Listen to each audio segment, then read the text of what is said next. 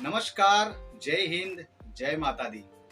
मेरा नाम है शौकत अंसारी और आज अपने ब्लॉग पर हम आए हैं अपने सभी दर्शकों के लिए नवरात्र उत्सव के बारे में बात करने के लिए। नवरात्र उत्सव एक ऐसा उत्सव है जिसमें हम अपने बचपन से देखते चले आ रहे हैं और ना जाने कई वर्षों से ये परंपरा चली आ रही है कि नवरात्र उत्सव के इन नवरात्रियों में ये जो 9 रातें होती हैं और ये 9 दिन अलग अलग रंगों के दिन होते हैं, अलग अलग कलर्स के दिन होते हैं और नवरात्र की इन 9 रात्रियों में एक अलग ही हर्षोल्लास हर एक के दिल में जाग जाता है।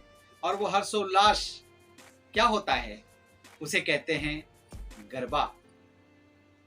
महाराष्ट्र की सरल सी भाषा में उसे कहते हैं डांडिया रास।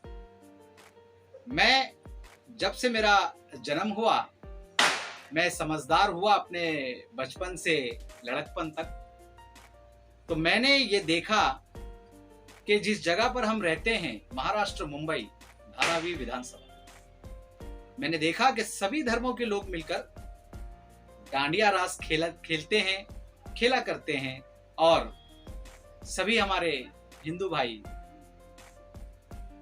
देवी माता का बड़े ही एक मान सम्मान के साथ, बड़ी ही भक्ति के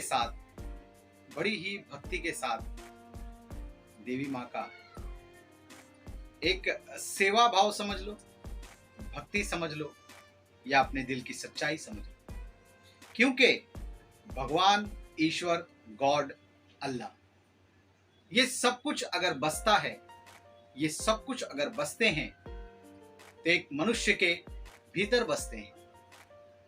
अभी कुछ ही दिन पहले श्री गणेश जी का आगमन हुआ।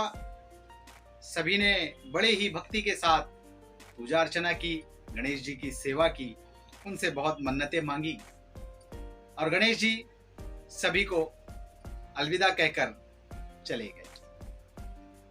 अब नवरात्र उत्सव में डांडिया रास एक ऐसा खेल होता है जिस खेल का क्या कहना।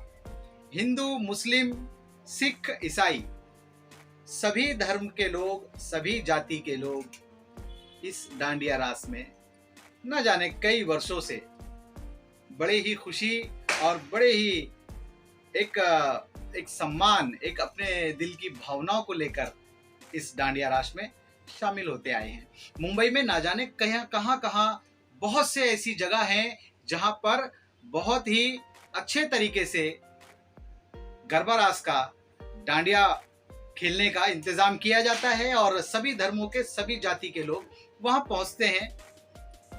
सभी की जिंदगी में, सभी जाति धर्म के लोगों की जिंदगी में ना जाने कितनी उलझने, कितनी परेशानियां हैं, लेकिन नवरात्र उत्सव के समय पर इन 9 रात्रियों में जब डांडिया रास होता है तो वो सारी परेशानियों को एक तरफ रखकर, सारी अपने धर्मों की सोच को एक तरफ रखकर सभी एक साथ मिलकर डांडिया खेलते हैं और देवी माता का एक अपने दिल से ये आवाज हर एक जाति धर्म के लोगों से निकलती है, हर एक के दिल से निकलती है कि आज जो हम डांडिया रास में आए हैं, शायद ऐसा लगता है कि ये डांडिया रास हम ना जाने बचपन से खेलते चले आ रहे हैं। तो ये होना भी चाहिए दोस्तों। सभी जाति धर्म के लोगों को मिलजुल कर अपने त्योहार मनाने चाहिए। अपने त्योहारों में एक दूसरे के घरों पर जाएं, एक दूसरे से मिलें, एक दूसरे को शुभकामनाएं दें, मुबारकबाद दें।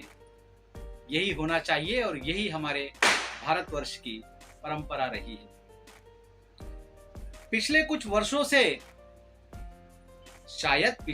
वर्षों से मुसलमान और हिंदू, ये दोनों जातियों में ना जाने कोई एक दीवार सी खड़ी होती दिखाई दे रही है और वो दीवार सिर्फ इसलिए है कि शायद हमारे भारतवर्ष में अपनी अपनी एक राजनीति को बनाने के लिए अपनी अपनी सोच को शिखर पर लाने के लिए हिंदू मुसलमानों के बीच शायद ये दीवार खड़ी करने का काम कहीं हो रहा है। मगर भारतवर्ष की जो परंपरा कई वर्षों से चली आ रही है और ना जाने कई वर्षों तक ऐसे ही चलती रहेगी कि हिंदू मुस्लिमों को चाहे आप कितना ही अलग करना चाहें, ये एक पानी है, ये एक तालाब का पानी है दोस्तों, जिसमें आप कितनी भी लाठी मारेंगे ये पानी कभी अलग नहीं होगा। आइए हम आपको, अपने सभी दर्शकों को एक हमारी क्लिप दिखाते हैं जिसमें डांडिया रास खेला जा रहा है। आइए दोस्तों, हम आपको वो क्लिप दिखाते हैं।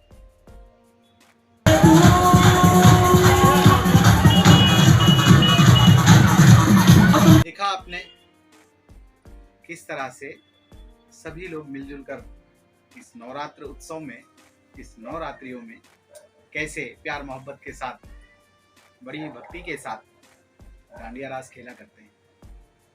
अगर देखा जाए तो हमारे इस समाज में हम सभी ने अपनी अलग अलग धारणाएं, अलग अलग अपनी सोच बना रखी है।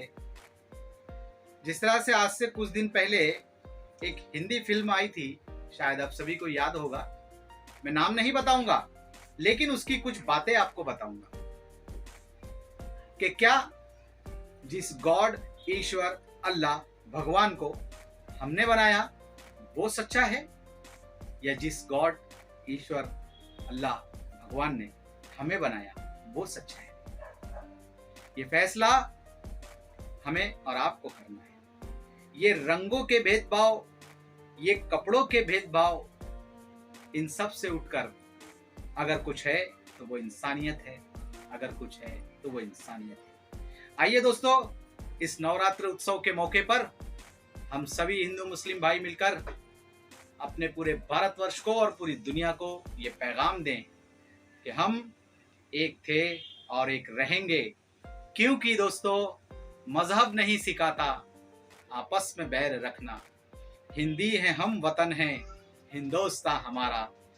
इसी के साथ हम अपने दर्शकों से हर बार की तरह इस बार भी कहेंगे कि अगर हमारी किसी बात से हमारे किसी भी चाहने वाले को अगर कोई भी छोटी सी भी तकलीफ महसूस होती हो तो हम उसके लिए माफी चाहते हैं। और हमारे इस ब्लॉग पर अगर कुछ अच्छा लगता हो, शौकत अंसारी ने जो कहा है उसमें कुछ भी आपको पसंद आता है, तो हमारे इस चैनल को जरूर लाइक करें, सब्सक्राइब भी करें और हमारी हौसला अफजाई करें। जय माता दी, जय हिंद दोस्तों।